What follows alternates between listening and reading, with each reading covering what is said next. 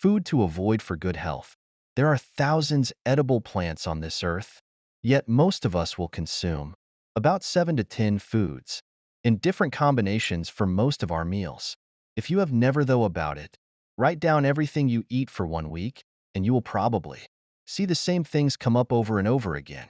This may not be so bad, but the things that come up on the average Americans list usually are what I call the 7 deadly sins.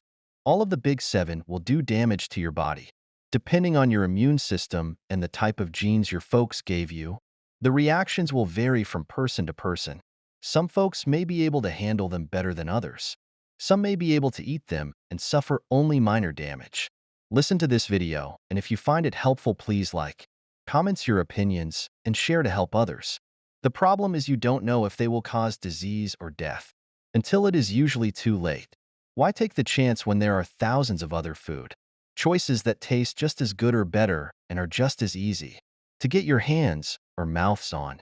The foods you should never eat, and we would all do well to avoid, are alcohol, sugar, artificial sweeteners, coffee, soda, dairy, coffee, white bread, cookies, cake, artificial sweeteners, movie theater popcorns, pasteurized cheese, junk food, soya oil, junk protein bars, sweetened flavored yogurt, and modified starch. To many people, that is their whole diet. Listen to this video, and if you find it helpful, please like, comment your opinions, and share to help others. Thanks for watching.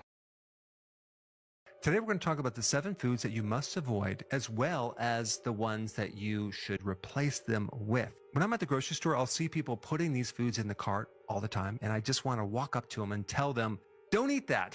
Today, we're going to tell you why. So let's dive in with the first one. Liquid sugar, not just soda, talking about juice too. Both of these products are just as bad. They both have roughly the same amount of sugar. The juice has a little more sugar. And it is true that some of the soda out there has the high fructose corn syrup, and that's actually worse than the sugar in the fruit, but not by much. Sometimes even with orange juice, they have to concentrate. Sometimes they store it up to a year in this huge container before they ship it and reconstitute it by adding water and put it on the shelf. This stuff is like liquid candy or liquid sugar. It's not natural. It's a massive amount of refined carbohydrate and sugar, and without the protection of all the nutrients that are extracted from the fruit juice. And the fruit juice is so refined and so concentrated with sugar, without nutrients like vitamins and minerals that actually help you process and digest the sugar. When you consume either a soda or a juice, you're really depleting your body of the reserves because of the amount of damage that processing that fuel goes through. If you wanted a good alternative other than just drinking water, you can do Zevia. That's real popular. It's one that I keep around the house for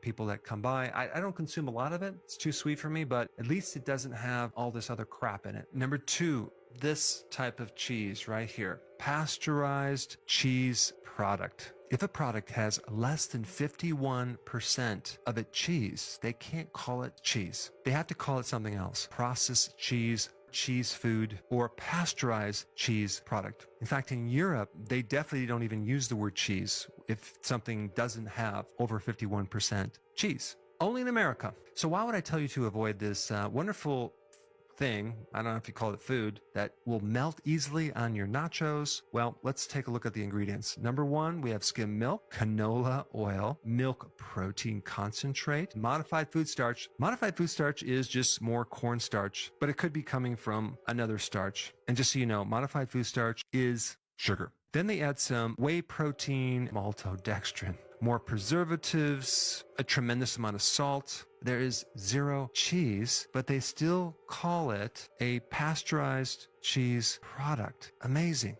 They do advertise it melts better than cheddar cheese. And guess what? You don't have to refrigerate it. Wow, what does that tell you? Number 3, protein bars. Most of the protein bars out there, worse than candy bars. Even the ones that claim to be low carb, like the Atkins bars. If you ever read the ingredients, you will be shocked. And this concept of like, wow, it's a protein bar, you're getting all this protein. You're getting some protein, but you're getting a plant-based protein. It's usually soy protein isolate. Sometimes they add casein or concentrated milk protein, the cheapest type of protein you could possibly imagine. and realize that this soy protein, they process it and make it with, solvents like hexane and other chemicals. Because if you think about it, how are they going to get the isolated protein out of that soybean? The amount of sugar in these protein bars are just crazy high. With a brief scan, I found between 30 grams to 47 grams per bar. Now, that's not even counting all the hidden starches that also are sugar as well. They usually don't even use cane sugar. It's probably too expensive. They use rice syrup, tapioca syrup, corn syrup. These are just so highly processed. Many of them have the vegetable oils, which are the seed oils, which is just another common ultra-processed food ingredient. And I'm talking about in the Cliff bars, Kind bars, Luna bars, which I'm going to read off right now from the label. Protein grain blend, soy protein isolate,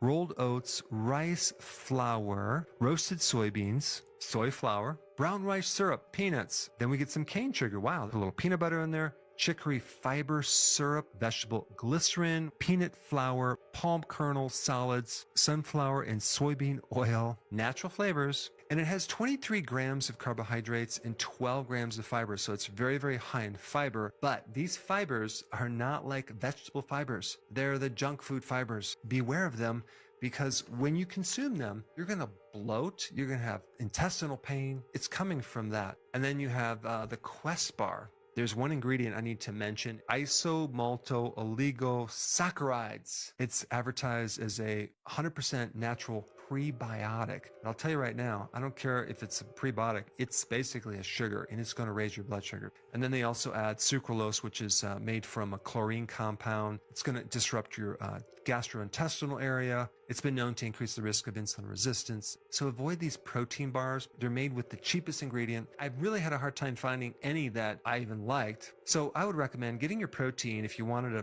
protein to go, bring some boiled eggs, maybe some cheese, dehydrated meat. Number 4, seed oil mayonnaise.